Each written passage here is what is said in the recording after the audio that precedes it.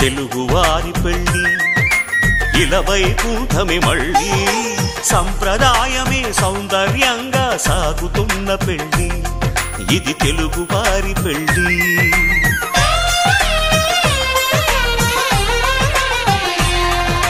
తెలుగువారి పెళ్లి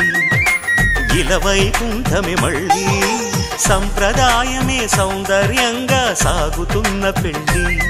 ఇది తెలుగువారి పెళ్లి ఒకరికి ఒకరని అనుకుంటే అదే నిశ్చితార్థం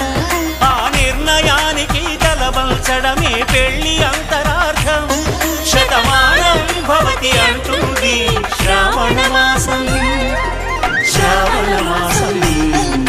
శ్రావణ మాసం తెలుగువారి పెళ్లి ఇలవైకుంఠమే మళ్ళీ సంప్రదాయమే సౌందర్య